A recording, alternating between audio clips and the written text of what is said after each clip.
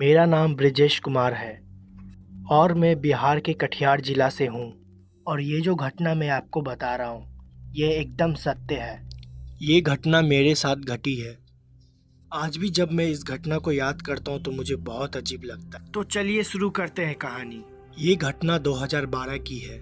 उस टाइम मुझे डांस सीखने का और सिखाने का बहुत शौक था। मैं छोटे मोटे स्टंट भी किया करता था और इसके लिए मैं बच्चों को सिखाया भी करता था। इससे थोड़ी मेरी आमदनी भी हो जाती थी। वो सारे बच्चे मुझसे डांस सीखने आते थे, लेकिन मेरे पास डांस सिखाने के लिए कोई पर्याप्त जगह नहीं थी। मेरे घर से कुछ ही दूरी पे एक बाग था। बाग में आम के पेड़ और बांस की बड़ी बड़ी कोठियाँ भी थी। मेरे घर से करीबन 5-6 किलोमीटर दूर था। मैं सारे बच्चों को वहीं पे बुलाता था और हम सब वहीं पे मिलकर प्रैक्टिस भी किया करते थे। 2012 की मई या जून की बात है। मेरे घर वाले 2 दिन के लिए बाहर गए हुए थे। मैं रोज के रूटीन की तरह बच्चों को डांस सिखाने गया हुआ था। उसी बाग के कुछ ही दूरी पर मेरा एक दोस्त रहता है। उसका नाम ट्विंकल है। उसने मुझसे बोला कि आज रात तुम मेरे यहाँ पे खाना खाने आ जाओ। मैंने पहले उसे मना किया, लेकिन उसने मुझे बार बार बुलाया और हल्की फुल्की बारिश भी होने लगी थी। फिर मैं वहाँ से तुरंत ट्विंकल के घर चला गया। वहाँ पे फिर हम लोगों ने खाना बनाया और खाया। कुछ देर बाद हम लोग ने ड्रिंक भी कर ली थी, जो कि बहुत गलत चीज़ है। ड्रिंक करने के बाद नॉर्मली इंसान के सेंसेस और तेज काम करने लगते हैं और मैं काफ़ी ज़्यादा हाइपर भी हो गया था। मुझे पता नहीं मैंने अपने दोस्त को ये बात क्यों बोली। मैंने नशे में उससे बोला कि तू हमेशा भूतों की बात करता है, कहाँ है भूत।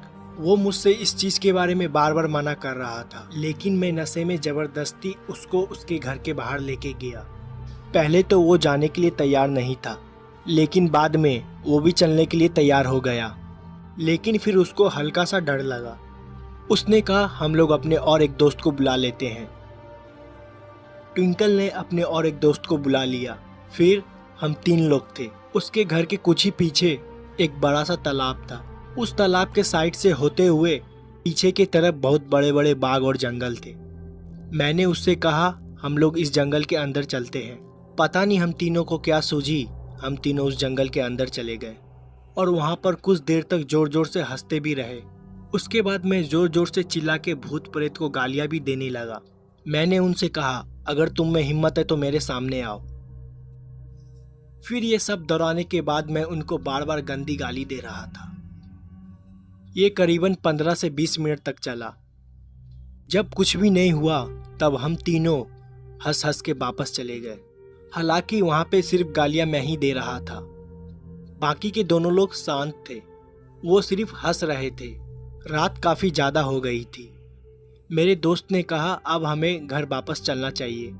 फिर उसने किसी तरह मुझे रास्ते के बीच में छोड़ दिया। मैं नशे में था। धीरे धीरे डगमगाते हुए मैं अपने घर पहुंचा। घर का मैंने ताला खोला और अंदर चला गया। अंदर जाके बेड पे लेट के मैंने टीवी ऑन किया। फिर मैंने एक हॉरर सीरीज चलाया। मैं बेड पर लेट के उसी सीरीज को देख रहा था। फिर मैंने कुछ देर तक तो उसको देखता रहा और मैं अपना हाथ बेड के ऊपर रखा था और चुपचाप उसी शो को लेटे हुए देख रहा था। नशा भी मुझे काफ़ी ज़्यादा था। तभी अचानक से मेरा हाथ किसी ने बहुत ज़ोर से दबा दिया, लेकिन वो चीज़ मुझे दिख नहीं रही थी। लेकिन मुझे साफ साफ पता चल रहा था मेरा हाथ दबा हुआ है। जिस किसी ने मेरे हाथ दबाए थे उसका निशान मुझे साफ साफ दिखाई दे रहा था। मेरी पूरी बॉडी पैरालाइज हो गई थी और मैं उठ भी नहीं पा रहा था और मेरे मुंह से कोई शब्द भी नहीं निकल रहा था। मैं अपने सामने साफ साफ टीवी को चलते हुए देख रहा था और मैं कुछ भी नहीं कर पा रहा था। मैं अपने मन में हनुमान चालीसा पढ़ रहा था, लेकिन बार बार भूल जा रहा था। चाह के भी मेरे जबान से एक शब्द भी बाहर नहीं निकल रहे थे। और कुछ देर बाद मैं अचानक से ठीक हो गया। मेरा पूरा चेहरा पसीना से भीगा हुआ था और मैं अपने बिस्तर से उठ के टीवी को बंद किया और कुछ देर तक बस बैठा ही रहा। उस पूरी रात मुझे नींद नहीं आई। अगले दिन मेरे साथ और भी भयानक घटना घटी। मेरे घर के जस्ट बगल में एक छोटा सा घर और है। वहाँ पे हम अपनी गाड़ियों को खड़ा किया करते थे। मैं वहीं पे उस दिन रात को सो रहा था। मैं जहाँ पे सो रहा था मेरे सर के पास और मेरे पैर के पास दोनों जगह खिड़की थी। मैं पूरब पश्चिम की तरफ मुंह करके सो रहा था। रात के करीबन 1 बजे मेरे सर के पास वाली खिड़की पे मुझे चूड़ियों की आवाज़ आई। वो कोई औरत थी। उसने अपने हाथों पे चूड़ी पहने हुए लगातार खिड़कियों पे मार रही थी। ऐसा लग रहा था कि खिड़कियों को वो अपनी चूड़ी से तोड़ने की कोशिश कर रही है। मैं उठा, तभी वो आवाज़ गूंज के दोबारा मेरे पैरों के पास आने लगी। पैरों के पास वाली खिड़की से सेम आवाज़ आने लगी जैसा मेरे सर के बगल वाली खिड़कियों से आ रही थी। फिर ये चीज़ एक एक करके होने लगी, कभी सर के पास कभी पैर के पास। ये चीज़ बार बार घूम के दोनों खिड़कियों के पास आ रही थी। मैं उन सब चीज़ को देख रहा था, लेकिन मैं फिर भी दोबारा उठ नहीं पा रहा था। मेरे हाथ पैर बुरी तरीके से जम चुके थे। फिर से मैंने हनुमान चालीसा का पाठ करने लगा और ऊपर वाले का नाम लेने लगा, लेकिन मेरे मुंह से कोई भी आवाज़ नहीं निकल रही थी। ऐसा लग रहा था मुझे स्लीप पैरालिसिस हो गया है। पूरे हाथ पैर एकदम जम चुके थे। चेहरा और पूरा शरीर पसीने से गीला हो चुका था। मेरे गले से आवाज़ भी निकलने लगी। जैसे ही मुझे लगा मैं अपने कंट्रोल में आ गया हूँ, दोबारा हनुमान चालीसा का पाठ करना चालू कर दिया। उसके बाद मैं थोड़ा सा और होश में आया। मुझे तुरंत गुस्सा आ गई। मेरे बेड के बगल में एक बड़ी सी लाठी रखी हुई थी। मैंने गुस्से में तुरंत उस लाठी को उठाया और दरवाज़ा खोल के बाहर की ओर जाने लगा कि ये जो कोई भी होगा आज मैं उसे मार डालूंगा। हालांकि ये सोच मेरी बहुत ही बचकानी थी। मैं क्या ही कर सकता था। मैंने जैसे ही अपने घर का दरवाज़ा खोला तो मैंने देखा कि मेरे घर से 100 मीटर दूर एक अमदूर का पेड़ है। वहाँ पे एक औरत खड़ी थी, मेरे घर के तरफ से धीरे धीरे दूर जा रही थी। उसने अपने हाथों में लाल रंग की चूड़ियाँ पहनी थी और उसने लाल रंग के कपड़े भी पहने हुए थे। उसके पूरे बाल जमीन तक थे और जमीन को छू रहे थे। मैं उसे देख रहा था। देखने के बाद कुछ देर तक मेरे गले से आवाज़ तक नहीं निकली। कुछ देर बाद मैं थोड़ा नॉर्मल हो गया। मैं एकदम शांत था। मैं बिना एक शब्द भी कुछ बोले चुपचाप अपने घर वापस आ गया और बेड पे लेट के ऊपर वाले का नाम लेने लगा। मैं पूरी रात नहीं सोया। मन में अजीब अजीब ख्याल भी आ रहे थे। तब मुझे एहसास हुआ कि भूतों और प्रेतों को गाली नहीं देना चाहिए। अगले दिन जब मैं सुबह नॉर्मल हुआ और इन अजीब सी काली शक्तियों को कोई भी तरह का चैलेंज नहीं करना चाहिए, जो कि हमारे लिए भी बहुत ही ज़्यादा खराब होता है। मेरा नाम पवन है और मेरी उम्र करीब 30 साल की है। ये घटना मेरे साथ तब घटी थी, उस टाइम करीबन मेरी उम्र 9 साल की थी। मेरे पिताजी की रेलवे में सरकारी नौकरी थी, तो सरकारी नौकरी की वजह से उनको सरकारी आवाज़ भी मिला हुआ था। और इतने साल पुरानी सरकारी आवाज़ की हालत तो आप लोग समझ ही रहे होंगे। वो बहुत ज़्यादा बेकार थी। पुराने मकान जिनमें ढंग से पेंट भी नहीं किया हुआ था। हमें जो घर अलॉट किया हुआ था वो एक बिल्डिंग थी। उस बिल्डिंग में हमारा 3रे मंजिल पे एक अपार्टमेंट था जिसमें 2 रूम था और वो अंदर से देखने में काफ़ी ज़्यादा अजीब लगता था। पेंट आधे उखड़े हुए थे और दोनों कमरे में बहुत ही गंदी सीलन भी थी। किचन भी काफ़ी ज़्यादा गंदा था। लेकिन हम लोग शिफ्ट हुए थे तो हम लोग को वहीं पे रहना था। उससे पहले हम लोग रेंट पे रहते थे। मम्मी भी काफ़ी ज़्यादा खुश थी क्योंकि रेंट का पैसा बचने वाला था। अब उस पैसे को हम लोग नए मकान के लिए सेव कर सकते थे। मुझे उस घर में बहुत ही ज़्यादा अजीब लगता था। जब मैंने पहली बार उस घर को देखा था तो मुझे देखने में ही बहुत ज़्यादा बेकार लग रहा था। वो घर देखने में भूत बंगले से कम नहीं लगता था। हमने अपना सारा सामान शिफ्ट किया। मेरे परिवार में मैं, मेरी मम्मी और एक छोटा भाई था। मैं और मेरा छोटा भाई एक कमरे में रहते थे और मेरी मम्मी पापा दूसरे कमरे में। जिस कमरे में मैं और मेरा छोटा भाई रहते थे वो काफ़ी ज़्यादा छोटा था और उस कमरे से सीलन की काफ़ी ज़्यादा बदबू भी आती थी। मैंने पापा को कई बार इसके बारे में बताया भी है, तो उन्होंने मुझे बोला कि मैं इसके बारे में हाई अथॉरिटी की कंप्लेन कर दिया हूँ और वो इन सब चीज़ का मेंटेनेंस भी कर देंगे। हम लोग जब उस घर में शिफ्ट हुए, हमारे शिफ्ट होने से पहले करीबन वो 7-8 महीने से घर बंद था और उससे पहले इस मकान में जो भी रहता था उसने अचानक से अपनी नौकरी को छोड़ दिया था। मुझे इतना ही पता था। मेरे मम्मी पापा को इसके बारे में पूरी जानकारी थी। ना उन्होंने मुझे इसके बारे में कभी भी बताया और ना ही मैंने कभी उनसे पूछना ज़रूरी समझा। अब हमें इस नए घर में शिफ्ट हुए 4 महीने से ज़्यादा हो चुके थे। मेरा छोटा भाई और मैं साथ में ही सोते थे। एक बार रात के करीबन 11 बजे मेरे छोटे भाई ने मुझसे बोला कि मुझे टॉयलेट जाना है। मैंने भी उससे बोला हाँ ठीक है चले जाओ।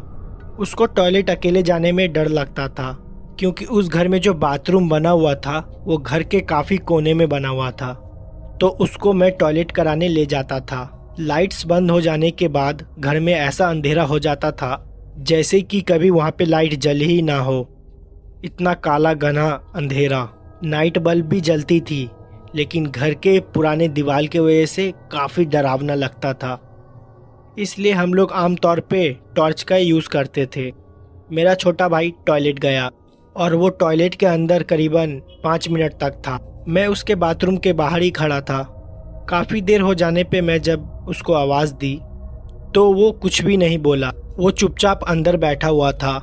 फिर मैंने अचानक से दरवाजे को नॉक किया और वो अंदर डर के वजह से रोने लगा।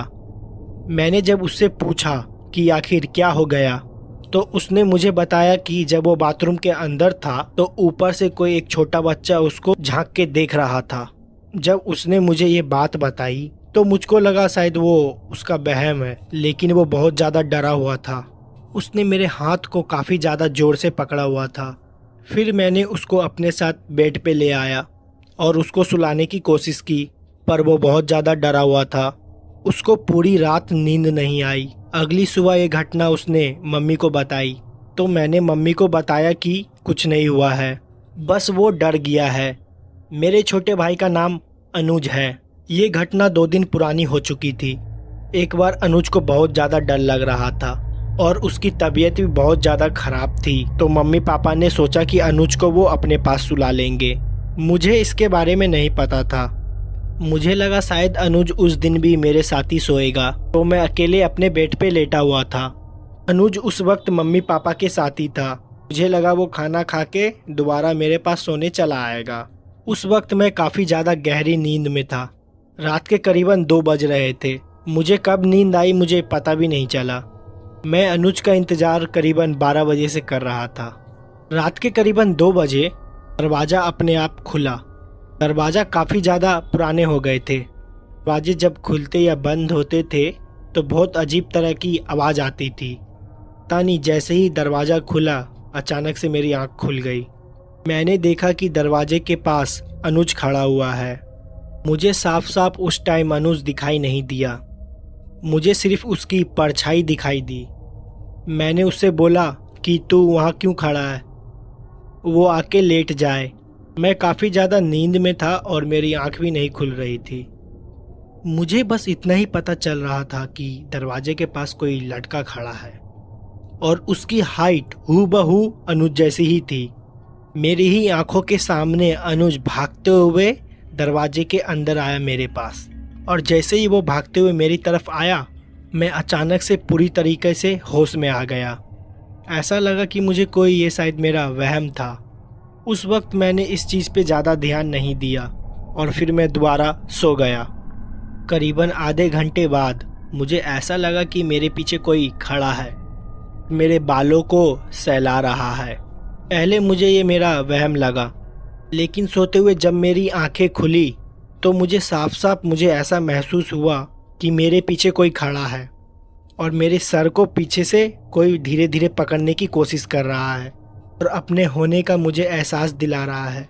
मैंने अचानक से उठा और पीछे देखा, कोई नहीं था, पीछे सिर्फ अंधेरा था। मैं तुरंत अपने बेड से उठा और लाइट को ऑन किया। पूरा कमरा खाली था। उस वक्त करीबन रात के 2:30 बज रहे थे। अनुज अभी भी नहीं आया था। मुझे ये बात नहीं पता था कि वो मम्मी पापा के साथ ही सो रहा है। फिर मैं मम्मी पापा के रूम में गया और रात के करीबन 2:30 बजे उनका दरवाज़ा खटखटाया और उनसे पूछा अनुज उनके साथ है। उन्होंने बताया अनुज वहीं पे सो रहा है। मैंने मम्मी से कहा मुझे ऐसा महसूस हुआ कि अनुज मेरे सर के पास अभी खड़ा हुआ था। मम्मी ने बताया वो करीबन 12 बजे से ही वहीं पे सो रहा है क्योंकि उसको बहुत ज़्यादा डर लग रहा था। मैंने फिर इस बात पे ज़्यादा ध्यान नहीं दिया और आके अपने बेड पे फिर दोबारा सो गया। कुछ देर बाद फिर मेरी आंखें खुली। मेरे बेड के जस्ट सामने एक छज्जा बना हुआ था उस पे हम लोग थोड़ा बहुत सामान रखा करते थे, जैसे कि टीवी के बॉक्स, कुछ कपड़े, कुछ लकड़ियाँ, सब पुराने चीज़ उसी छज्जे पे रखा हुआ करता था। मुझे ऐसा लगा कि उसके ऊपर बैठ के कोई मुझे देख रहा है। ये मेरा कोई वहम नहीं था, मैंने उसको साफ साफ देखा।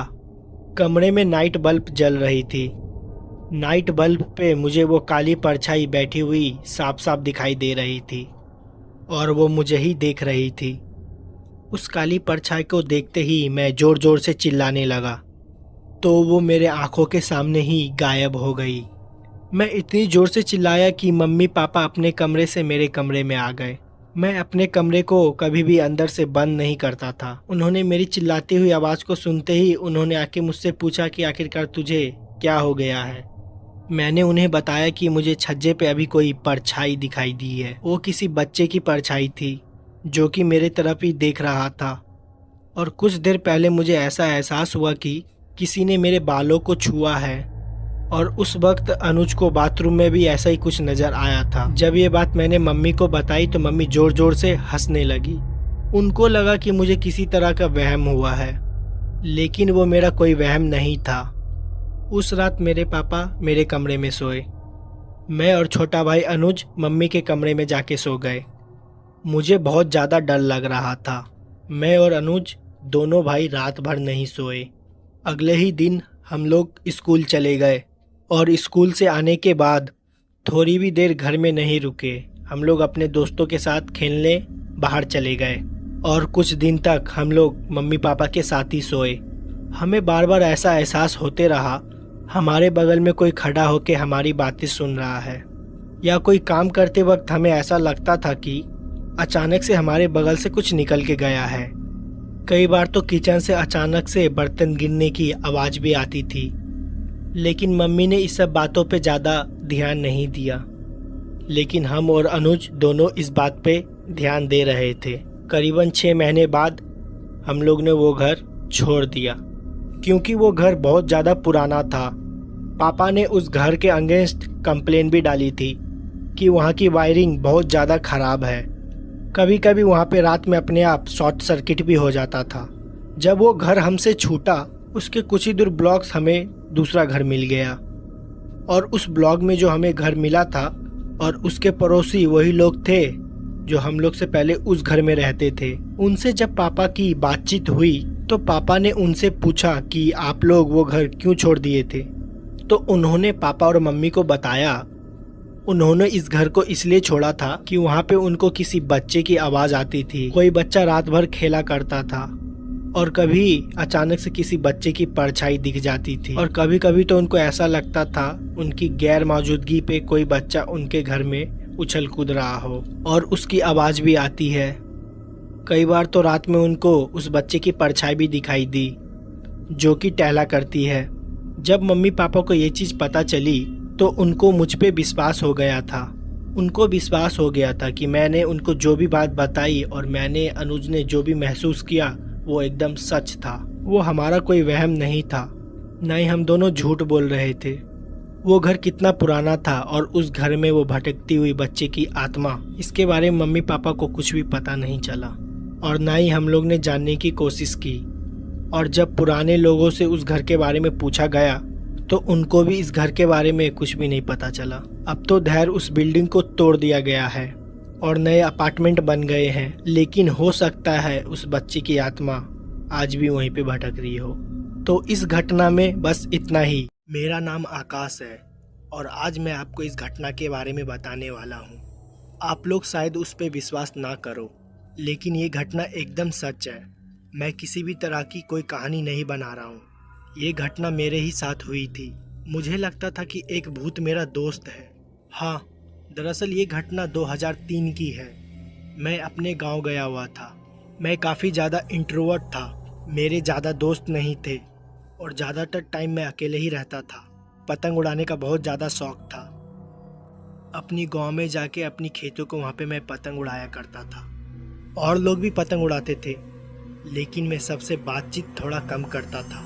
आज भी मुझको वो दिन साफ साफ याद है। शाम हो रही थी, मैं पतंग उड़ा रहा था और किसी वजह से मेरी पतंग की डोर टूट गई और पतंग मेरी खेत के कुछ ही दूर आगे बगीचे में जाके गिरी। हालांकि उस बगीचे में लाशों को भी जलाया जाता था।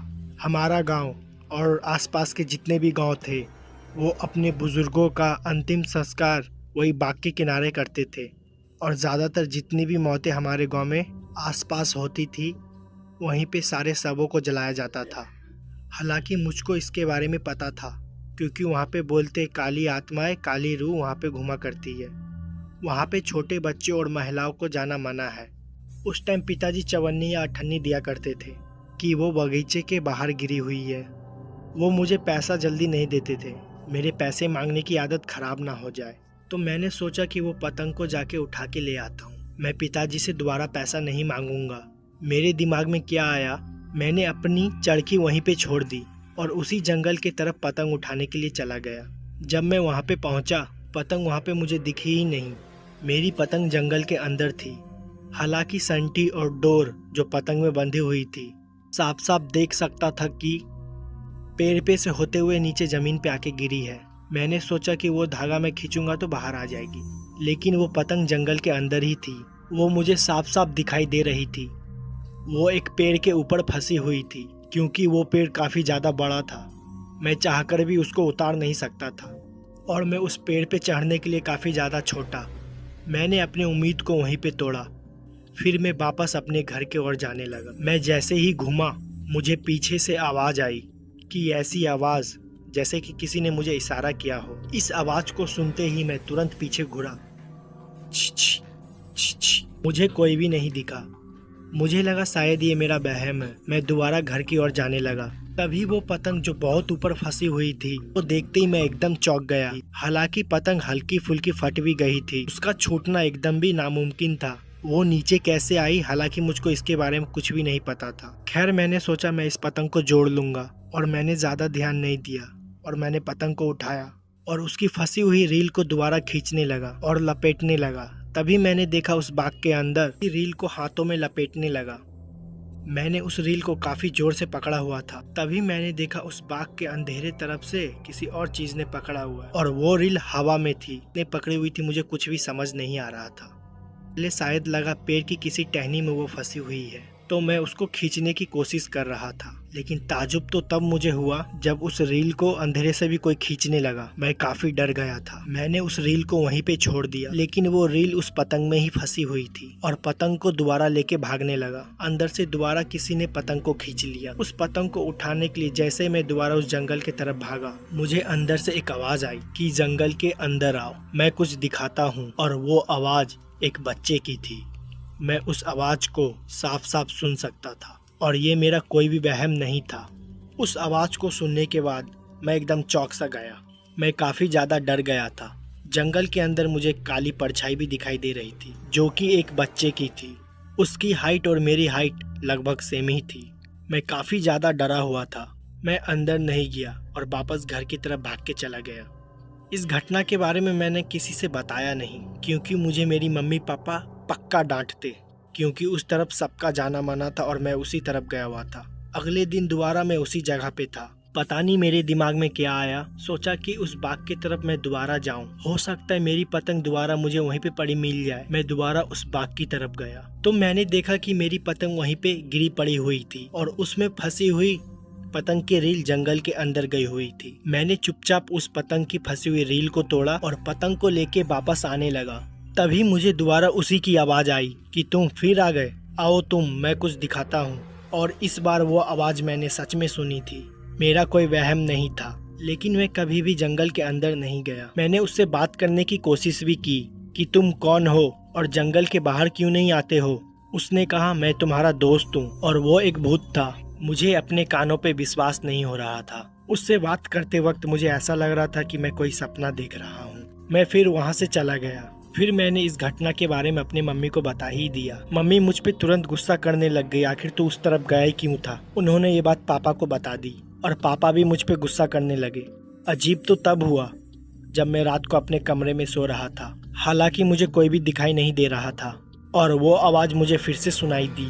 मुझे उसके होने का कुछ भी महसूस नहीं हुआ, लेकिन बस वो आवाज़ मुझे सुनाई दी और लगातार वो आवाज़ मेरे कानों में आ रही थी। धीरे धीरे उस आवाज़ से मुझे डर लगने लगा था। इसके बारे में मैंने मम्मी को बताया। मम्मी को किसी भी तरह की कोई भी आवाज़ नहीं सुनाई दे रही थी और उनको लगा मुझे कि वहम हो गया।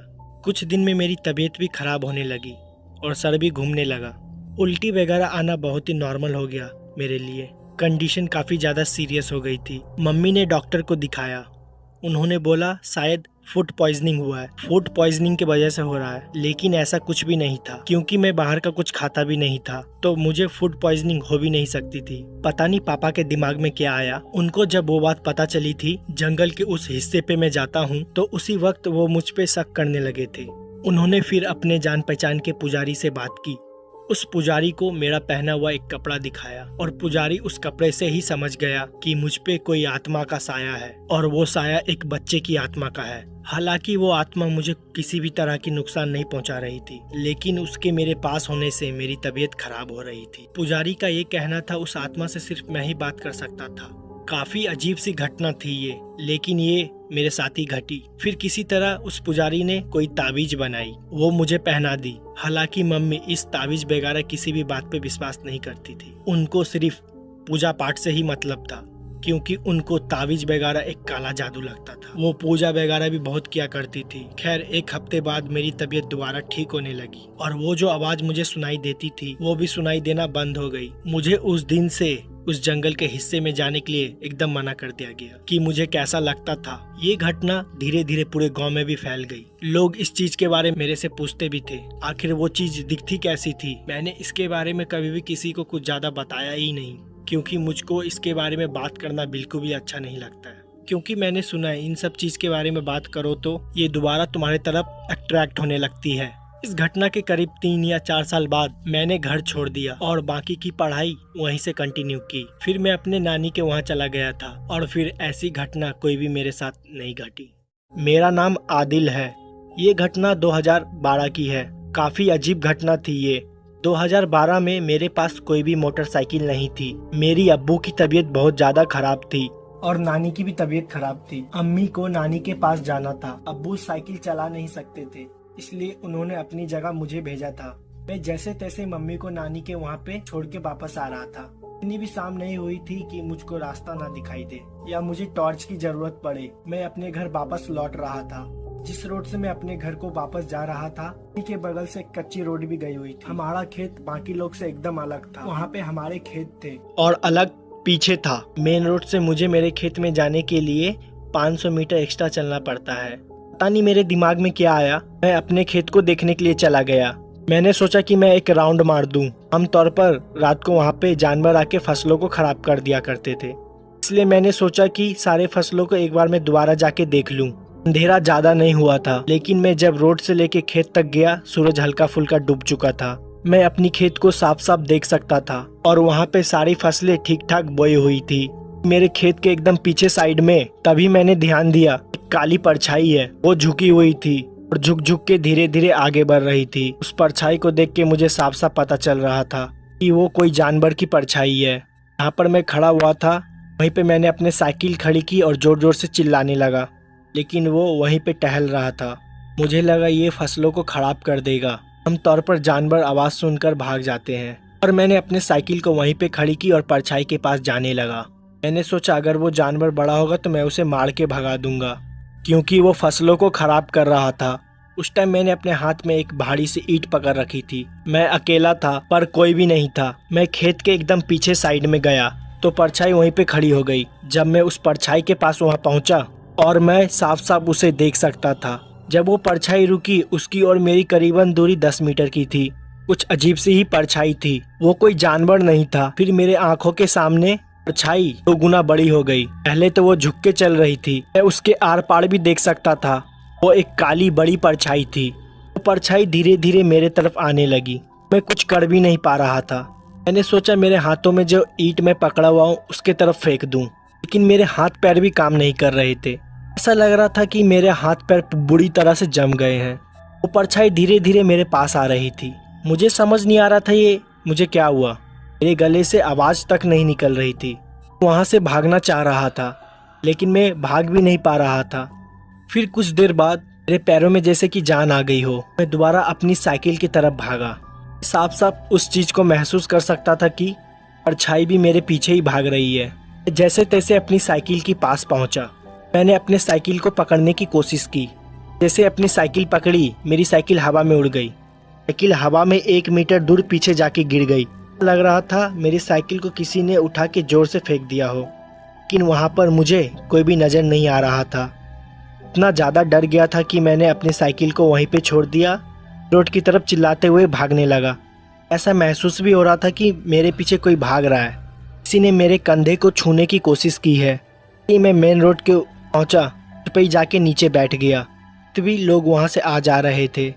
जान पहचान के एक दोस्त थे, उन्होंने मुझे देख लिया। उन्होंने उसी वक्त अपनी साइकिल रोकी और मेरी हालत के बारे में पूछा।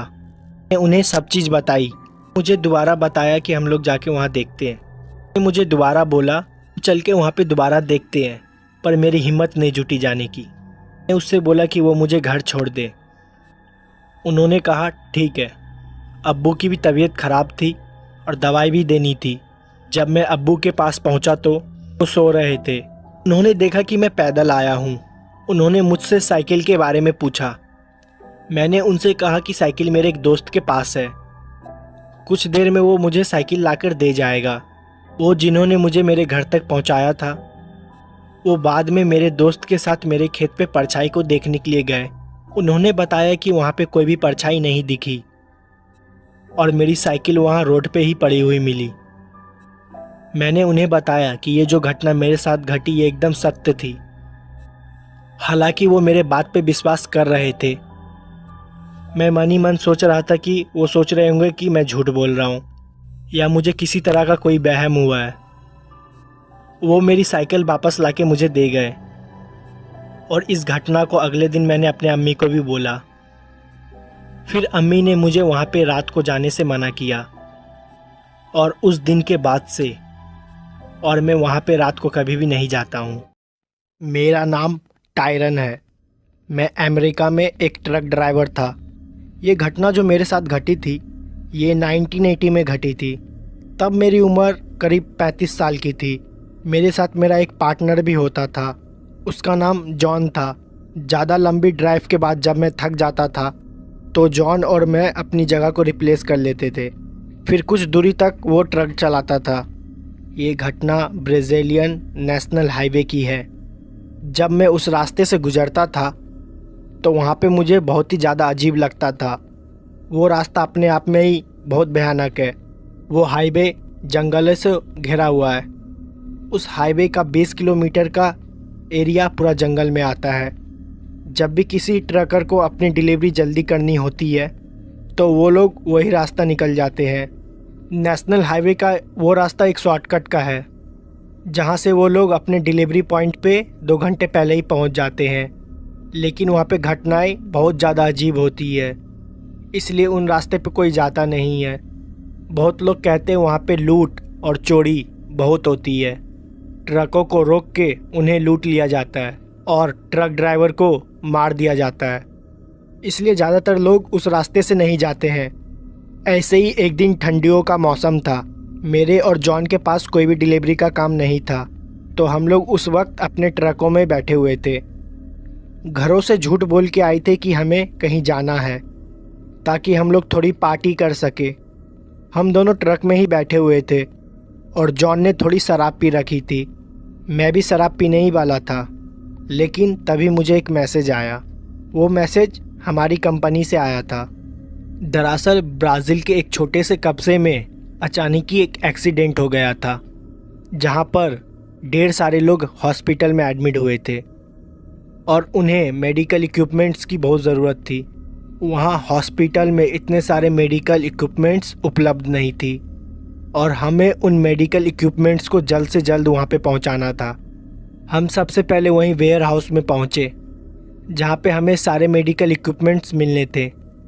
हम लोग वेयर हाउस से मेडिकल इक्विपमेंट्स लेके ब्राज़ील के उसी रास्ते से निकल गए और उसी कस्बे में जा रहे थे। हमें कुछ भी समझ में नहीं आ रहा था आखिरकार हम लोग करें क्या। उस रास्ते से जाने का हमारा बिल्कुल भी मन नहीं था, लेकिन मजबूरी की वजह से हमें जाना पड़ा। क्योंकि लोगों की ज़िंदगी का सवाल था। वो पूरा रास्ता करीबन 5 घंटे का था। जॉन बिल्कुल भी ट्रक नहीं चला सकता था क्योंकि वो हल्के फुल्के नशे में था, लेकिन वो मेरे साथ चलने के लिए तैयार हो गया। ट्रक मैं चला रहा था। जॉन काफ़ी ज़्यादा नशे में था, इसलिए जॉन को नींद आ रही थी। कुछ देर ट्रक चलाने के बाद हम लोग हाईवे के उस हिस्से में पहुंच गए जहां से हम लोग को शॉर्टकट लेना था।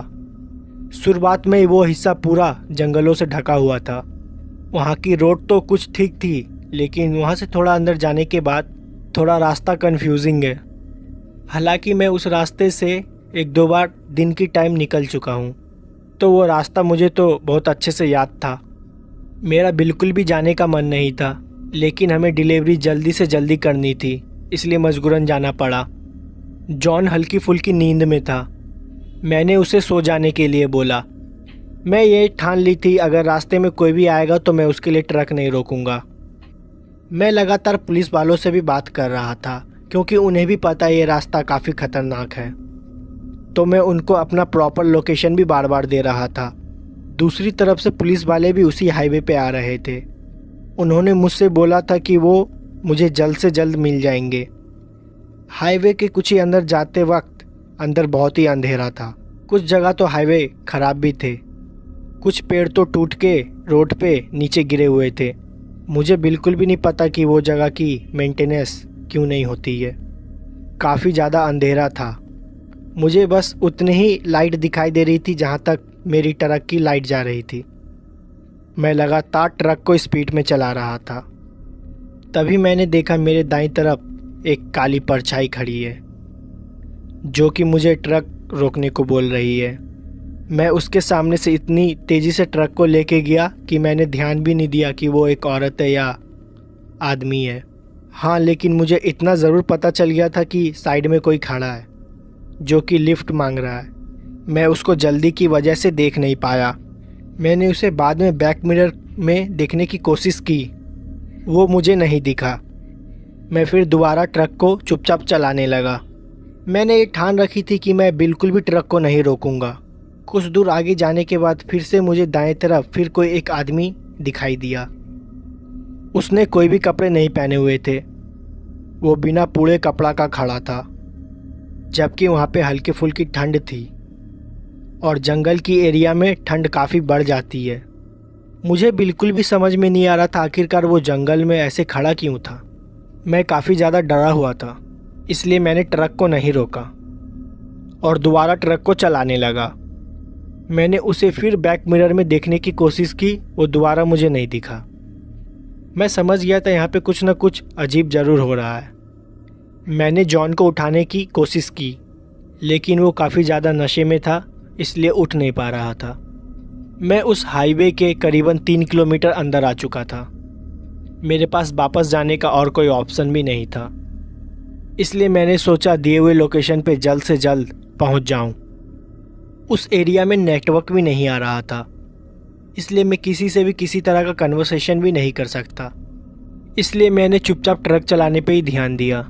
इन सब चीज़ों को नज़रअंदाज करते हुए मैं रोड पे जा रहा था और आगे रोड पे खून गिरा हुआ था और वो खून काफ़ी ज़्यादा मात्रा में है।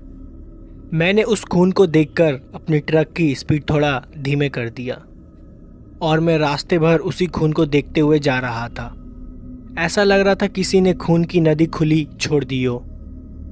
पूरी रोड खून से भरी हुई थी। मुझे आखिरकार समझ में नहीं आ रहा था वहाँ पर ये सब हो क्या रहा है। मैं उसी को देखे जा रहा था।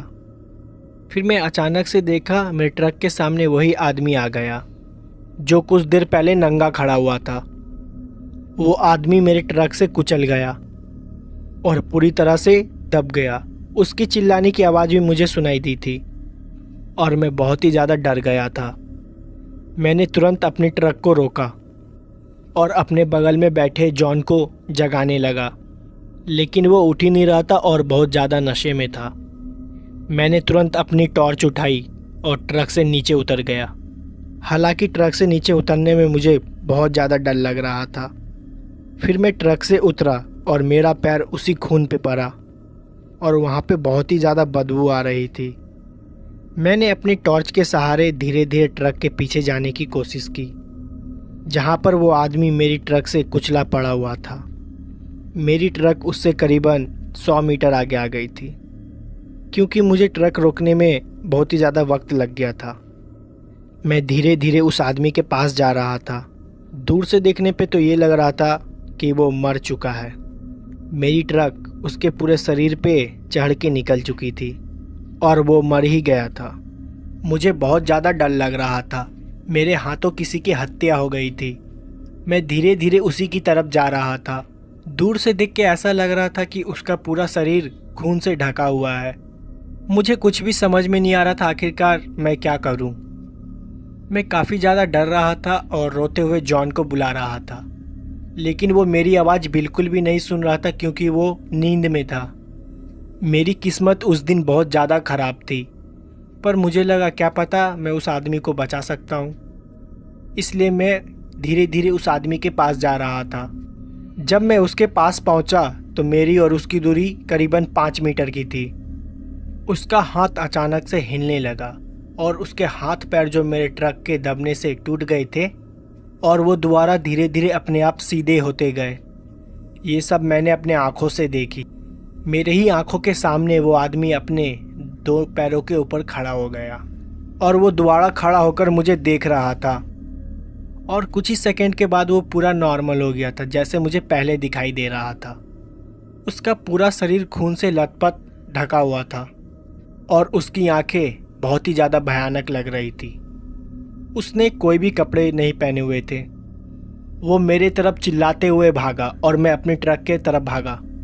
वो क्या चीज़ थी मुझे बिल्कुल भी नहीं पता। रोड पे पड़े खून की वजह से मैं ढंग से भाग नहीं पा रहा था क्योंकि मेरे पैर फिसल रहे थे। मैं किसी भी तरह भागते हुए अपने ट्रक के पास पहुंचा और जो आदमी मेरे सामने खड़ा था वो बहुत ही लंगड़ा के चल रहा था। ऐसा लग रहा था उसका पैर में बहुत बुरा तरह का चोट लगा है, लेकिन मेरे आँख के सामने ही वो मर के जिंदा हुआ था। मैं जॉन का नाम लेते हुए चिल्लाते हुए ट्रक के अंदर जा रहा था। मैं जॉन को उठाने की कोशिश भी की और जॉन हल्का सा उठा भी, लेकिन वो फिर से सो गया और मैंने ट्रक को दोबारा भगा दिया। जब मैं बैक मिरर में देख रहा था तो वो आदमी मेरे पीछे चलते चलते आ रहा था।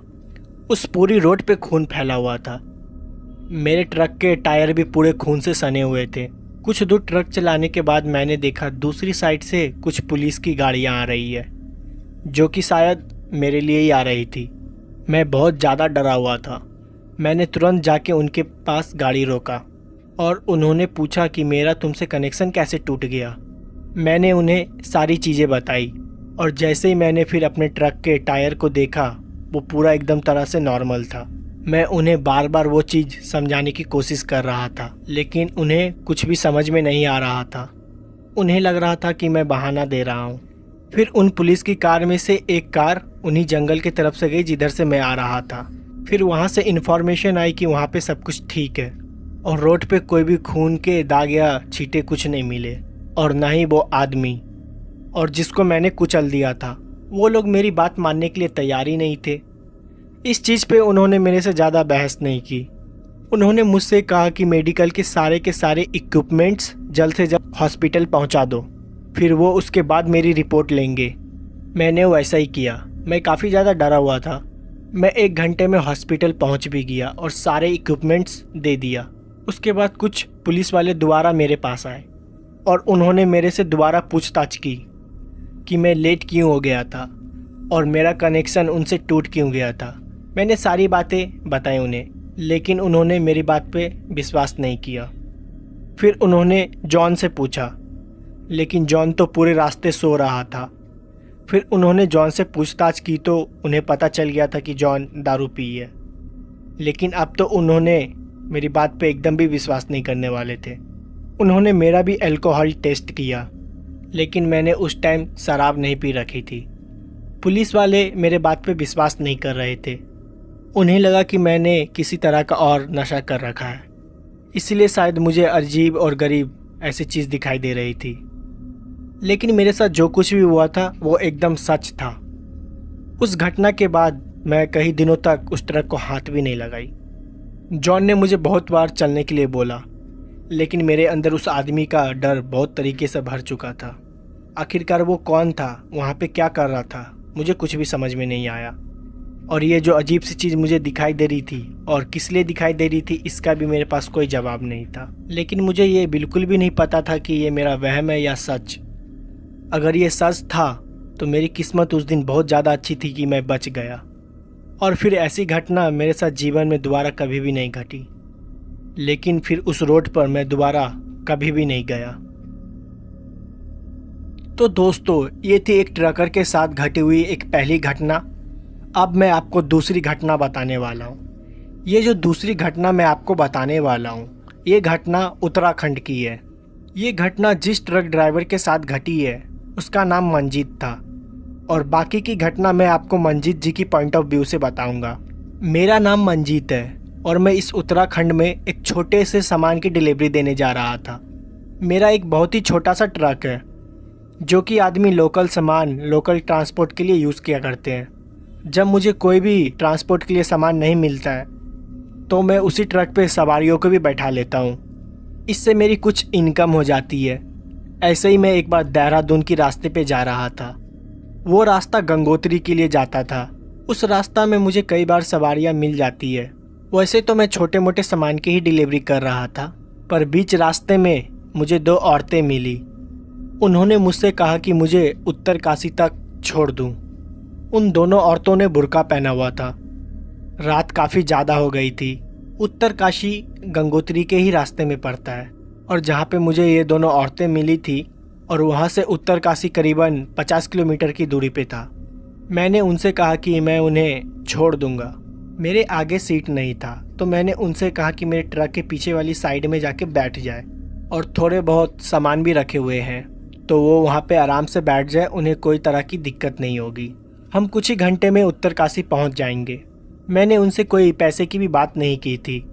रात बहुत ज़्यादा हो गई थी और मुझे लगा कि मुझे उनकी मदद करना चाहिए। मैंने इन बात पे ध्यान भी नहीं दिया कि इतनी रात को ये यहाँ पे कर क्या रही हैं। मैं किसी और धुन में था। उनसे बात करते समय शायद थोड़ा सा मोहित हो गया था। वो दोनों फिर जाके मेरे पीछे वाले ट्रक के ट्रेनर में बैठ गई और मैं बैक मिरर से उन दोनों को देख रहा था। उन्होंने अपने चेहरे को ढक रखा था, लेकिन वो लोग काफ़ी देर से चुपचाप बैठी हुई थी। उन लोग ने एक दूसरे से बात तक नहीं की थी, और ये सारी चीज़ मैं अपने बैक मिरर पे देख रहा था। कुछ देर के लिए मुझे ऐसा लग रहा था कि वहाँ पे दो औरतें नहीं, दो मूर्तियाँ हैं, क्योंकि वहीं पे चुपचाप रखी हुई है।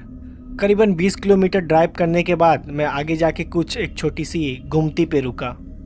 मुझे सिगरेट पीनी थी और ठंड भी काफ़ी ज़्यादा लग रही थी। उन लोग को भी भूख लग रही होगी, तो मैंने उनसे जाके पूछा कि आप लोग कुछ खाइएगा क्या। उन्होंने मेरे सवाल का कुछ भी जवाब नहीं दिया और चुपचाप बैठी हुई थी। मुझे लगा उन लोग को शायद थोड़ा अजीब ना लगे, और मैं खुद ही थोड़ा चाय और थोड़ा सिगरेट पी के दोबारा गाड़ी चलाने लगा। जब मैं उनसे खाने के लिए पूछ रहा था, गुमती वाला जिससे मैं चाय और सिगरेट लिया था वो मुझे देख रहा था। उसने मुझसे पूछा कि आखिरकार भैया आपको क्या हो गया है। मैंने उनसे बोला कुछ नहीं, और मैं जल्दी जल्दी में दोबारा गाड़ी में बैठ के चला गया।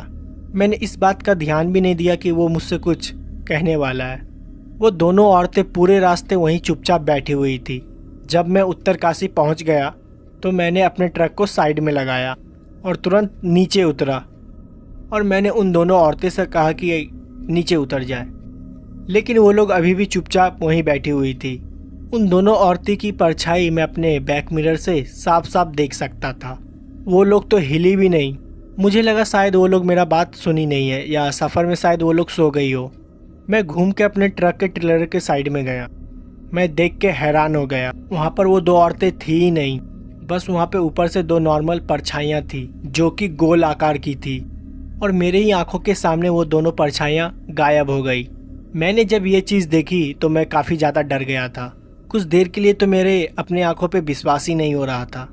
मुझे ऐसा लग रहा था कि मैं जो कुछ भी देखा हूँ एक वो भयानक सपना है जो कि कुछ ही देर में ख़त्म हो जाएगा, लेकिन ये एक सच था। मैंने फिर इसके बारे में किसी को नहीं बताया। मैंने सारा सामान अनलोड करवाया। फिर करीबन 1 घंटे के बाद मैं अपने घर की तरफ निकल गया जहाँ से मैं आया था। क्योंकि अगले दिन मुझे दोबारा एक सामान की डिलीवरी करनी थी। मैं दोबारा जाते वक्त उसी गुमती पे रुका जहाँ पर मैंने रुक के चाय और सिगरेट पिए थी। मैंने गुमती वाले से पूछा, जब मैं पिछली बार यहाँ से निकला था तुमको मेरी गाड़ी पे 2 औरतें बैठी दिखी थी क्या? उन्होंने साफ साफ मना कर दिया। उन्होंने कहा मैं बार बार पीछे मुड़ के अपने आप से बात कर रहा था, और जब वो गुमती वाले ने मुझसे पूछा तो मैं जल्दी में निकल गया। मैंने उन्हें बताने का मौका तक नहीं दिया कि मैं हवा से बात कर रहा था। जब ये गुमती वाले ने ये बात मुझे बताई तो मैं काफ़ी ज़्यादा डर गया था। मैंने इसके बारे में उस गुमती वाले को भी बताया। उसने कहा ऐसा कई बार हो चुका है। उन्होंने मुझे बताया रात के वक्त 2 औरतें उन्हें लिफ्ट मांगते हुए दिखाई देती है। कभी तो वो दोनों औरतें सफ़ेद साड़ी में भी दिखाई देती है, और कई बार वो दोनों बुर्का पहने हुई रहती है। वो कौन है, कहाँ से आती है और कहाँ जाती है, इसके बारे में किसी को भी नहीं पता है। पर आज तक उस औरतों ने किसी को भी नुकसान नहीं पहुँचाया। मेरी किस्मत अच्छी थी कि मैं बच गया। फिर उस दिन के बाद मेरे साथ ऐसी कोई भी घटना उस रास्ते पे नहीं घटी। तो दोस्तों, ये थी दूसरी घटना। अब मैं आपको तीसरी घटना सुनाने जा रहा हूँ। ये घटना ऑफिसर मॉरिन के साथ घटी है अमेरिकन नेशनल पार्क में। तो अब आगे की घटना मैं आपको ऑफिसर मॉरिन की पॉइंट ऑफ व्यू से बताऊंगा। हमें उस बच्चे को ढूंढते हुए लगभग 3 दिन से ज़्यादा हो गए थे। हमारी टीम में ज़्यादा लोग नहीं थे। हम जंगल के जिस हिस्से में उसको ढूंढ रहे थे उस हिस्से में पहले कोई भी नहीं गया है। हमें कुछ उम्मीद भी नहीं थी कि हमें उसके यहाँ पे होने की कुछ निशान भी मिलेगी। जहाँ से वो गायब हुआ था वहाँ से वो जंगल का एरिया करीबन 15 किलोमीटर दूर है, और वो यहाँ पे क्या करने आया इसके बारे में हम लोग कुछ भी अनुमान नहीं लगा पा रहे थे। जो लड़का गायब हुआ था उसका नाम रॉन था। अपने दोस्तों के साथ कैंपिंग के लिए आया था। उसके दोस्तों ने बताया वो लोग कैंप फायर के पास बैठे हुए थे। तभी रॉन को अचानक से किसी की चिल्लाने की आवाज़ आई। हालांकि वो आवाज़ किसी को भी सुनाई नहीं दी थी सिवाय रॉन के। वो आवाज़ जिधर से आई थी उसी तरफ बहुत अजीब तरीक़ा से देखने लगा। उसके दोस्त जब शांत हुए और उन्होंने रॉन से जब पूछा कि तुम किधर देख रहे हो, तो उन्हें बिना कुछ जवाब दिए जंगल के उस हिस्से में भाग गया। और वो बोल रहा था कि वो मुझे बुला रही है और वो चिल्ला रही है। उसके दोस्तों ने उससे पूछा कि तुमको कौन बुला रही है। वो उसका जवाब बिना दिए ही बहुत ही तेज़ी से भाग गया। उसको रोकने की उन्होंने बहुत कोशिश की, तब तक रॉन गायब हो चुका था। पलक झपकते ही अचानक से वो कहाँ गायब हो गया था किसी को कुछ समझ में नहीं आ रहा था। रॉन के दोस्तों ने भी अपनी टॉर्च लेके उस डायरेक्शन में ढूंढने की बहुत कोशिश की, लेकिन ऐसा हुआ जैसा कि रॉन हवा हो गया हो। काफ़ी देर तक रॉन को ढूंढने के बाद जब वो नहीं मिला, उसके दोस्तों ने फॉरेस्ट ऑफिसर को इन्फॉर्मेशन दी। तभी हमारी सर्च करने वाली टीम वहाँ पे पहुँची। हमने दिए गए सारे डिटेल्स को कलेक्ट किया और लगातार उसी डायरेक्शन में बढ़ते रहे जहाँ पर आखिरी बार उसके दोस्तों ने उसको जाते हुए देखा था। रॉन की उम्र करीब 27 साल की थी और वो गोरा था और उसकी हाइट करीबन 6 फीट की थी। और ये बात बहुत ही ताजुब की थी कि मेरी हाइट भी उसी की तरह थी। हाँ, बस वो मेरे से कुछ साल छोटा था, लेकिन फिर भी मेरी और उसकी डिटेल्स मिल रही थी। शुरुआत में जब हम लोग ने 2 दिन उसको ढूंढा तो वो नहीं मिला। फिर हमने स्टेफर्ड डॉग्स मंगाए और वो लगातार उसी डायरेक्शन में भागे जा रहे थे जिस तरफ रॉन भागते हुए गया था। करीबन 10 किलोमीटर बाद जंगल के उस एरिया में पहुंच गए जहां पे हमें जाना मना था। दरअसल हम वहां पे कभी नहीं गए थे क्योंकि वो जंगल का काफ़ी घना एरिया था जिसको अभी कई फॉरेस्ट ऑफिसर ने एक्सप्लोर नहीं किया था। ये घटना 1990 की है। उस वक्त तो उतने डीप में कोई जाता भी नहीं था। उतना सर्च करने के बाद हमें रॉन की जूते मिले जो कि उसके दोस्तों ने वेरीफाई किया वो रॉन की जूते हैं। वो इतनी दूर क्या करने आया था हमें कुछ भी समझ में नहीं आ रहा था। हमें वहाँ पे रॉन की पैर के निशान भी मिले। एक पैर में उसने जूता पहना हुआ था और दूसरे पैर में कुछ नहीं। कुछ दूर हमने पैर के निशान का पीछा किया और वो पैर का निशान एक छोटा सा दलदल के पास आके ख़त्म हो गया। फिर उस दलदल के बाद हमें एक मोटे पैर के निशान मिले, जो कि रॉन के तो बिल्कुल भी नहीं थे। वो निशानों को देख के इतना तो पता चल गया था हो ना हो रॉन यहीं कहीं है, क्योंकि हर कुछ मीटर बाद हमें रॉन के कपड़े या कुछ ऐसी चीज़ मिल रही थी कि हमें ये पता चले कि वो रॉन की ही चीज़ है। जिस वक्त हम जंगल के एरिया में खड़े थे उस टाइम हमारी टीम में कुल 4 लोग थे और हम लोग के पास एक स्निफर डॉग भी था और हमारे पास हमारी एक गन थी और एक टॉर्च। हमने प्लान बनाया कि हम चारों लोग अलग अलग डायरेक्शन में जाएंगे, क्योंकि जहाँ पर रॉन के फुटप्रिंट्स ख़त्म हो गए थे कि वहाँ से हमें कुछ भी पता नहीं था कि हम लोग किधर जाएं। उसको ढूंढते हुए काफ़ी ज़्यादा दिन हो गए थे। अब हम लोग को वापस भी बुलाया जा रहा था क्योंकि हमें और भी ज़्यादा काम थे, लेकिन हमारा ये केस पूरा नहीं हुआ था। मुझे अक्सर अंदर से ऐसा महसूस हो रहा था कि रॉन मिल जाएगा। वो अचानक से कहाँ गायब हो गया किसी को भी कुछ नहीं पता। मेरे साथ जो कुत्ता था उसका नाम ब्रूनो था। मैं और ब्रूनो उसी डायरेक्शन में जा रहे थे जहाँ से हमें बड़े पैरों का निशान मिला था। ब्रूनो आगे बढ़ता जा रहा था और मैं उसी के पीछे था। कुछ दूर जाने के बाद ब्रूनो अचानक से खड़ा हो गया और शांत हो गया। उसने कोई भी रिएक्शन नहीं दिया, बस एक बड़े से झाड़ के पीछे देख रहा था और उसी झाड़ की तरफ देख के भौंक रहा था। मैं उसे आगे जाने के लिए बोल रहा था पर वो वहाँ से आगे जा ही नहीं रहा था। फिर मैंने खुद झाड़ के पीछे जाके देखा तो वहाँ पे एक आदमी बैठा हुआ था। वो देखने में बहुत ही ज़्यादा अजीब लग रहा था। वो अपने कमर के ऊपर कुछ भी नहीं पहना हुआ था और वो खाली काले रंग की पैंट पहनी हुई थी। उसकी पीठ पूरी काली थी। ऐसा लग रहा था कि उसके पूरे पीठ में किसी ने काली मट्टी लगा दी हो। वो मट्टी में कुछ खोज रहा था और बहुत ही ज़्यादा डरा हुआ था। उसके तेज तेज सांस लेने की आवाज़ भी मुझे सुनाई दे रही थी। मैंने उसको बुलाने की कोशिश की। मैंने उसको जैसे ही बुलाया वो मट्टी में खोदना बंद कर दिया और आगे की तरफ देखने लगा। वो अपने शरीर में हल्का सा भी मूवमेंट नहीं किया था। उससे मैं करीबन 5 मीटर की दूरी पे खड़ा था। उसने कोई भी हरकत नहीं की। वो बहुत ज़्यादा डरा हुआ था। मैंने अपनी पिस्तौल बाहर निकाल ली क्योंकि मुझको ऐसा लग रहा था कि वो मुझ पे हमला करेगा। मैंने उसको अपनी तरफ घूमने के लिए बोला, लेकिन वो नहीं घूमा और उठ के जंगल के अंदर भागने लगा। वो उस तरफ जा रहा था जहाँ पे कोई भी नहीं जाता है। जंगल के उस एरिया में तो बहुत अंधेरा होता है, सूरज की रोशनी भी वहाँ पे ढंग से नहीं पहुँच पाती है। मैं उसे बार बार रोकने की चेतावनी दे रहा था, लेकिन उसने मेरी बात नहीं सुनी। जब मैं आगे की तरफ भागा तो मेरे साथ मेरा कुत्ता भी भागा और हम दोनों उसे पकड़ने की कोशिश कर रहे थे। आखिर वो जंगल में क्या कर रहा था हमें कुछ भी नहीं पता था।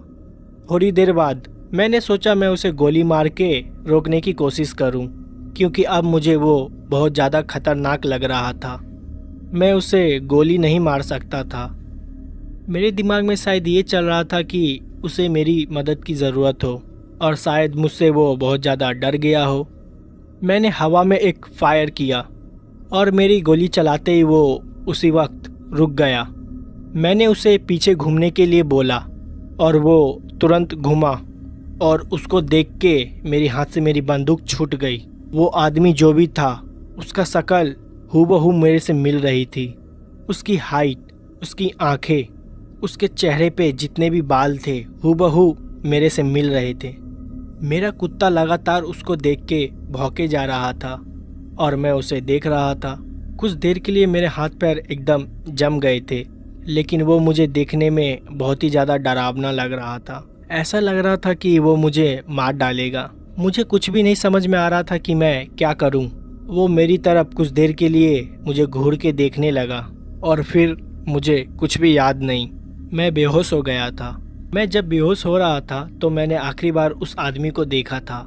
वो काफ़ी धुंधला दिखाई दे रहा था क्योंकि मेरी आंखें ढंग से खुल भी नहीं रही थी। मुझे सिर्फ बस इतना दिखाई दे रहा था कि वो मेरे पास आ रहा है और मेरे कानों में मेरे कुत्ते की भौंकने की आवाज़ सिर्फ आ रही थी। उसके बाद मुझे कुछ भी याद नहीं। और जब मेरी आंखें खुली तो मैं अपने बेस के रेस्टिंग रूम में सोया हुआ था। मुझे कुछ भी समझ में नहीं आया कि मेरे साथ क्या हुआ और वहाँ पे मैं कैसे पहुँचा। जब मैंने अपने कलीग से पूछा तो उसने मुझे बताया कि उस बच्चों को ढूंढते हुए मैं जंगल में चला गया था, लेकिन बहुत ज़्यादा अंदर चला गया था। जब मेरी कोई खबर उन्हें नहीं मिली तो वो लोग मुझे भी ढूंढने के लिए आए और मैं उनको चलते हुए मिल रहा था। मैं धीरे धीरे जंगल के बाहर चलता हुआ आ रहा था, कहीं खोया हुआ था। उन्होंने मुझसे बात करने की बहुत कोशिश की, लेकिन उनका जवाब मैंने कुछ भी नहीं दिया। फिर मैं उन लोग के सामने ही बेहोश हो गया और सच बताऊं तो मुझे ये सब कुछ भी याद नहीं है, मेरे साथ क्या हुआ और मैं अपने आप जंगल के बाहर चलते हुए कैसे पहुंचा, इसका मुझे कोई भी आइडिया नहीं था। मेरे साथ जो मेरा कुत्ता था वो भी मेरे साथ चल रहा था और ताजुब की बात तो ये है, मेरे कुत्ते को भी इस सब चीज़ के बारे में कुछ भी भनक नहीं लगी। मैंने बहुत कोशिश की कि मेरा डॉगी मुझे किसी तरह का सिग्नल दे और बताने की कोशिश करे कि मुझे क्या हुआ था, लेकिन उसको कुछ भी याद नहीं था। वो ऐसा बर्ताव कर रहा था कि ऐसा कुछ कभी हुआ ही नहीं। जंगल का वो हिस्सा कहाँ था अब दोबारा मुझे तो मिल ही नहीं रहा था। मैं अपने आप को कुछ भी समझा नहीं पा रहा था क्योंकि मेरा दिमाग ढंग से काम नहीं कर रहा था। फिर इसके बारे में मैंने किसी से कुछ भी बात नहीं की और वो लड़का रॉन जिसको सब कोई ढूंढ रहे थे वो भी उन्हें एक पेड़ के नीचे बैठा हुआ मिला और वो भी एकदम शांत था। जब पुलिस वालों ने उनसे पूछा कि वो कहाँ भाग के गया था और वो इतने दिन से कहाँ गायब था, तो उसके पास इसका कोई भी जवाब नहीं था। उसने बोला उसे कुछ भी याद नहीं है, उसको बस लास्ट सीन इतना ही याद है कि वो अपने दोस्तों के साथ कैंप फायर के पास बैठा था। तभी उसको अचानक से कोई आवाज़ सुनाई दी और अपनी तरफ बुला रही थी और वो फिर उस आवाज़ के पीछे भागते हुए चला गया। हम लोग के साथ क्या हुआ, हम दोनों के पास इसका कोई भी जवाब नहीं था और ये मेरी ज़िंदगी का सबसे खतरनाक रेस्क्यू था। इसके बारे में मैं किसी को कुछ भी बता नहीं सकता था, वरना लोग मुझे पागल समझते और मेरी नौकरी में भी कुछ दिक्कत आ सकती थी, और इस राज को मैंने राजी रखा। मेरा नाम टायरन है। मैं अमेरिका में एक ट्रक ड्राइवर था। ये घटना जो मेरे साथ घटी थी ये 1980 में घटी थी। तब मेरी उम्र करीब 35 साल की थी। मेरे साथ मेरा एक पार्टनर भी होता था, उसका नाम जॉन था। ज़्यादा लंबी ड्राइव के बाद जब मैं थक जाता था तो जॉन और मैं अपनी जगह को रिप्लेस कर लेते थे। फिर कुछ दूरी तक वो ट्रक चलाता था। ये घटना ब्राज़ीलियन नेशनल हाईवे की है। जब मैं उस रास्ते से गुजरता था तो वहाँ पे मुझे बहुत ही ज़्यादा अजीब लगता था। वो रास्ता अपने आप में ही बहुत भयानक है। वो हाईवे जंगलों से घिरा हुआ है। उस हाईवे का 20 किलोमीटर का एरिया पूरा जंगल में आता है। जब भी किसी ट्रकर को अपनी डिलीवरी जल्दी करनी होती है तो वो लोग वही रास्ता निकल जाते हैं। नेशनल हाईवे का वो रास्ता एक शॉर्टकट का है जहाँ से वो लोग अपने डिलीवरी पॉइंट पे 2 घंटे पहले ही पहुँच जाते हैं, लेकिन वहाँ पे घटनाएं बहुत ज़्यादा अजीब होती है, इसलिए उन रास्ते पे कोई जाता नहीं है। बहुत लोग कहते हैं वहाँ पे लूट और चोरी बहुत होती है। ट्रकों को रोक के उन्हें लूट लिया जाता है और ट्रक ड्राइवर को मार दिया जाता है, इसलिए ज़्यादातर लोग उस रास्ते से नहीं जाते हैं। ऐसे ही एक दिन ठंडियों का मौसम था। मेरे और जॉन के पास कोई भी डिलीवरी का काम नहीं था, तो हम लोग उस वक्त अपने ट्रकों में बैठे हुए थे। घरों से झूठ बोल के आए थे कि हमें कहीं जाना है ताकि हम लोग थोड़ी पार्टी कर सके। हम दोनों ट्रक में ही बैठे हुए थे और जॉन ने थोड़ी शराब पी रखी थी। मैं भी शराब पीने ही वाला था, लेकिन तभी मुझे एक मैसेज आया। वो मैसेज हमारी कंपनी से आया था। दरअसल ब्राज़ील के एक छोटे से कस्बे में अचानक ही एक एक्सीडेंट हो गया था जहाँ पर ढेर सारे लोग हॉस्पिटल में एडमिट हुए थे और उन्हें मेडिकल इक्विपमेंट्स की बहुत ज़रूरत थी। वहाँ हॉस्पिटल में इतने सारे मेडिकल इक्विपमेंट्स उपलब्ध नहीं थी और हमें उन मेडिकल इक्विपमेंट्स को जल्द से जल्द वहाँ पे पहुँचाना था। हम सबसे पहले वहीं वेयर हाउस में पहुँचे जहाँ पे हमें सारे मेडिकल इक्विपमेंट्स मिलने थे। हम लोग वेयर हाउस से मेडिकल इक्विपमेंट्स लेके ब्राज़ील के उसी रास्ते से निकल गए और उसी कस्बे में जा रहे थे। हमें कुछ भी समझ में नहीं आ रहा था आखिरकार हम लोग करें क्या। उस रास्ते से जाने का हमारा बिल्कुल भी मन नहीं था, लेकिन मजबूरी की वजह से हमें जाना पड़ा क्योंकि लोगों की ज़िंदगी का सवाल था। वो पूरा रास्ता करीबन 5 घंटे का था। जॉन बिल्कुल भी ट्रक नहीं चला सकता था क्योंकि वो हल्के फुल्के नशे में था, लेकिन वो मेरे साथ चलने के लिए तैयार हो गया। ट्रक मैं चला रहा था। जॉन काफ़ी ज़्यादा नशे में था, इसलिए जॉन को नींद आ रही थी। कुछ देर ट्रक चलाने के बाद हम लोग हाईवे के उस हिस्से में पहुंच गए जहां से हम लोग को शॉर्टकट लेना था। शुरुआत में वो हिस्सा पूरा जंगलों से ढका हुआ था। वहां की रोड तो कुछ ठीक थी, लेकिन वहां से थोड़ा अंदर जाने के बाद थोड़ा रास्ता कंफ्यूजिंग है। हालांकि मैं उस रास्ते से 1-2 बार दिन की टाइम निकल चुका हूँ, तो वो रास्ता मुझे तो बहुत अच्छे से याद था। मेरा बिल्कुल भी जाने का मन नहीं था, लेकिन हमें डिलीवरी जल्दी से जल्दी करनी थी, इसलिए मजबूरन जाना पड़ा। जॉन हल्की फुल्की नींद में था। मैंने उसे सो जाने के लिए बोला। मैं ये ठान ली थी अगर रास्ते में कोई भी आएगा तो मैं उसके लिए ट्रक नहीं रोकूंगा। मैं लगातार पुलिस वालों से भी बात कर रहा था, क्योंकि उन्हें भी पता ये रास्ता काफ़ी खतरनाक है। तो मैं उनको अपना प्रॉपर लोकेशन भी बार बार दे रहा था। दूसरी तरफ से पुलिस वाले भी उसी हाईवे पे आ रहे थे। उन्होंने मुझसे बोला था कि वो मुझे जल्द से जल्द मिल जाएंगे। हाईवे के कुछ ही अंदर जाते वक्त अंदर बहुत ही अंधेरा था। कुछ जगह तो हाईवे खराब भी थे। कुछ पेड़ तो टूट के रोड पे नीचे गिरे हुए थे। मुझे बिल्कुल भी नहीं पता कि वो जगह की मेंटेनेंस क्यों नहीं होती है। काफ़ी ज़्यादा अंधेरा था। मुझे बस उतनी ही लाइट दिखाई दे रही थी जहाँ तक मेरी ट्रक की लाइट जा रही थी। मैं लगातार ट्रक को स्पीड में चला रहा था। तभी मैंने देखा मेरे दाईं तरफ एक काली परछाई खड़ी है, जो कि मुझे ट्रक रोकने को बोल रही है। मैं उसके सामने से इतनी तेज़ी से ट्रक को लेके गया कि मैंने ध्यान भी नहीं दिया कि वो एक औरत है या आदमी है। हाँ, लेकिन मुझे इतना ज़रूर पता चल गया था कि साइड में कोई खड़ा है जो कि लिफ्ट मांग रहा है। मैं उसको जल्दी की वजह से देख नहीं पाया। मैंने उसे बाद में बैक मिरर में देखने की कोशिश की, वो मुझे नहीं दिखा। मैं फिर दोबारा ट्रक को चुपचाप चलाने लगा। मैंने ये ठान रखी थी कि मैं बिल्कुल भी ट्रक को नहीं रोकूंगा।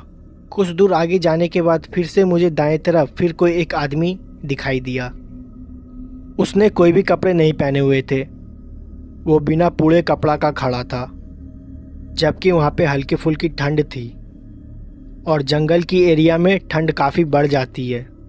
मुझे बिल्कुल भी समझ में नहीं आ रहा था आखिरकार वो जंगल में ऐसे खड़ा क्यों था। मैं काफ़ी ज़्यादा डरा हुआ था, इसलिए मैंने ट्रक को नहीं रोका और दोबारा ट्रक को चलाने लगा। मैंने उसे फिर बैक मिरर में देखने की कोशिश की, वो दोबारा मुझे नहीं दिखा। मैं समझ गया था यहाँ पे कुछ ना कुछ अजीब ज़रूर हो रहा है। मैंने जॉन को उठाने की कोशिश की, लेकिन वो काफ़ी ज़्यादा नशे में था, इसलिए उठ नहीं पा रहा था। मैं उस हाईवे के करीबन 3 किलोमीटर अंदर आ चुका था। मेरे पास वापस जाने का और कोई ऑप्शन भी नहीं था, इसलिए मैंने सोचा दिए हुए लोकेशन पे जल्द से जल्द पहुंच जाऊं। उस एरिया में नेटवर्क भी नहीं आ रहा था, इसलिए मैं किसी से भी किसी तरह का कन्वर्सेशन भी नहीं कर सकता। इसलिए मैंने चुपचाप ट्रक चलाने पे ही ध्यान दिया। इन सब चीज़ों को नज़रअंदाज करते हुए मैं रोड पे जा रहा था और आगे रोड पे खून गिरा हुआ था और वो खून काफ़ी ज़्यादा मात्रा में है। मैंने उस खून को देखकर अपनी ट्रक की स्पीड थोड़ा धीमे कर दिया और मैं रास्ते भर उसी खून को देखते हुए जा रहा था। ऐसा लग रहा था किसी ने खून की नदी खुली छोड़ दी हो। पूरी रोड खून से भरी हुई थी। मुझे आखिरकार समझ में नहीं आ रहा था वहाँ पर ये सब हो क्या रहा है। मैं उसी को देखे जा रहा था। फिर मैं अचानक से देखा मेरे ट्रक के सामने वही आदमी आ गया जो कुछ देर पहले नंगा खड़ा हुआ था। वो आदमी मेरे ट्रक से कुचल गया और पूरी तरह से दब गया। उसकी चिल्लाने की आवाज़ भी मुझे सुनाई दी थी और मैं बहुत ही ज़्यादा डर गया था। मैंने तुरंत अपने ट्रक को रोका और अपने बगल में बैठे जॉन को जगाने लगा, लेकिन वो उठ ही नहीं रहा था और बहुत ज़्यादा नशे में था। मैंने तुरंत अपनी टॉर्च उठाई और ट्रक से नीचे उतर गया। हालांकि ट्रक से नीचे उतरने में मुझे बहुत ज़्यादा डर लग रहा था। फिर मैं ट्रक से उतरा और मेरा पैर उसी खून पे पड़ा और वहाँ पे बहुत ही ज़्यादा बदबू आ रही थी। मैंने अपनी टॉर्च के सहारे धीरे धीरे ट्रक के पीछे जाने की कोशिश की, जहाँ पर वो आदमी मेरी ट्रक से कुचला पड़ा हुआ था। मेरी ट्रक उससे करीबन 100 मीटर आगे आ गई थी, क्योंकि मुझे ट्रक रोकने में बहुत ही ज़्यादा वक्त लग गया था। मैं धीरे धीरे उस आदमी के पास जा रहा था दूर से देखने पे तो ये लग रहा था कि वो मर चुका है। मेरी ट्रक उसके पूरे शरीर पे चढ़ के निकल चुकी थी और वो मर ही गया था। मुझे बहुत ज़्यादा डर लग रहा था। मेरे हाथों किसी की हत्या हो गई थी। मैं धीरे धीरे उसी की तरफ जा रहा था। दूर से देख के ऐसा लग रहा था कि उसका पूरा शरीर खून से ढका हुआ है। मुझे कुछ भी समझ में नहीं आ रहा था आखिरकार मैं क्या करूं। मैं काफ़ी ज़्यादा डर रहा था और रोते हुए जॉन को बुला रहा था, लेकिन वो मेरी आवाज़ बिल्कुल भी नहीं सुन रहा था क्योंकि वो नींद में था। मेरी किस्मत उस दिन बहुत ज़्यादा ख़राब थी, पर मुझे लगा क्या पता मैं उस आदमी को बचा सकता हूँ। इसलिए मैं धीरे धीरे उस आदमी के पास जा रहा था। जब मैं उसके पास पहुँचा तो मेरी और उसकी दूरी करीबन 5 मीटर की थी। उसका हाथ अचानक से हिलने लगा और उसके हाथ पैर जो मेरे ट्रक के दबने से टूट गए थे और वो दोबारा धीरे धीरे अपने आप सीधे होते गए। ये सब मैंने अपने आँखों से देखी। मेरे ही आँखों के सामने वो आदमी अपने 2 पैरों के ऊपर खड़ा हो गया और वो दोबारा खड़ा होकर मुझे देख रहा था और कुछ ही सेकंड के बाद वो पूरा नॉर्मल हो गया था, जैसे मुझे पहले दिखाई दे रहा था। उसका पूरा शरीर खून से लथपथ ढका हुआ था और उसकी आंखें बहुत ही ज़्यादा भयानक लग रही थी। उसने कोई भी कपड़े नहीं पहने हुए थे। वो मेरे तरफ चिल्लाते हुए भागा और मैं अपने ट्रक के तरफ भागा। वो क्या चीज़ थी मुझे बिल्कुल भी नहीं पता। रोड पे पड़े खून की वजह से मैं ढंग से भाग नहीं पा रहा था क्योंकि मेरे पैर फिसल रहे थे। मैं किसी भी तरह भागते हुए अपने ट्रक के पास पहुंचा और जो आदमी मेरे सामने खड़ा था वो बहुत ही लंगड़ा के चल रहा था। ऐसा लग रहा था उसका पैर में बहुत बुरा तरह का चोट लगा है, लेकिन मेरे आँख के सामने ही वो मर के जिंदा हुआ था। मैं जॉन का नाम लेते हुए चिल्लाते हुए ट्रक के अंदर जा रहा था। मैं जॉन को उठाने की कोशिश भी की और जॉन हल्का सा उठा भी, लेकिन वो फिर से सो गया और मैंने ट्रक को दोबारा भगा दिया। जब मैं बैक मिरर में देख रहा था तो वो आदमी मेरे पीछे चलते चलते आ रहा था। उस पूरी रोड पे खून फैला हुआ था। मेरे ट्रक के टायर भी पूरे खून से सने हुए थे। कुछ दूर ट्रक चलाने के बाद मैंने देखा दूसरी साइड से कुछ पुलिस की गाड़ियां आ रही है, जो कि शायद मेरे लिए ही आ रही थी। मैं बहुत ज़्यादा डरा हुआ था। मैंने तुरंत जाके उनके पास गाड़ी रोका और उन्होंने पूछा कि मेरा तुमसे कनेक्शन कैसे टूट गया। मैंने उन्हें सारी चीज़ें बताई और जैसे ही मैंने फिर अपने ट्रक के टायर को देखा वो पूरा एकदम तरह से नॉर्मल था। मैं उन्हें बार बार वो चीज़ समझाने की कोशिश कर रहा था, लेकिन उन्हें कुछ भी समझ में नहीं आ रहा था। उन्हें लग रहा था कि मैं बहाना दे रहा हूँ। फिर उन पुलिस की कार में से एक कार उन्हीं जंगल की तरफ से गई जिधर से मैं आ रहा था। फिर वहाँ से इन्फॉर्मेशन आई कि वहाँ पे सब कुछ ठीक है और रोड पे कोई भी खून के दाग या छींटे कुछ नहीं मिले और ना ही वो आदमी और जिसको मैंने कुचल दिया था। वो लोग मेरी बात मानने के लिए तैयार ही नहीं थे। इस चीज़ पे उन्होंने मेरे से ज़्यादा बहस नहीं की। उन्होंने मुझसे कहा कि मेडिकल के सारे इक्विपमेंट्स जल्द से जल्द हॉस्पिटल पहुंचा दो, फिर वो उसके बाद मेरी रिपोर्ट लेंगे। मैंने वैसा ही किया। मैं काफ़ी ज़्यादा डरा हुआ था। मैं 1 घंटे में हॉस्पिटल पहुंच भी गया और सारे इक्विपमेंट्स दे दिया। उसके बाद कुछ पुलिस वाले दोबारा मेरे पास आए और उन्होंने मेरे से दोबारा पूछताछ की कि मैं लेट क्यों हो गया था और मेरा कनेक्शन उनसे टूट क्यों गया था। मैंने सारी बातें बताई उन्हें, लेकिन उन्होंने मेरी बात पे विश्वास नहीं किया। फिर उन्होंने जॉन से पूछा, लेकिन जॉन तो पूरे रास्ते सो रहा था। फिर उन्होंने जॉन से पूछताछ की तो उन्हें पता चल गया था कि जॉन दारू पी है, लेकिन अब तो उन्होंने मेरी बात पे एकदम भी विश्वास नहीं करने वाले थे।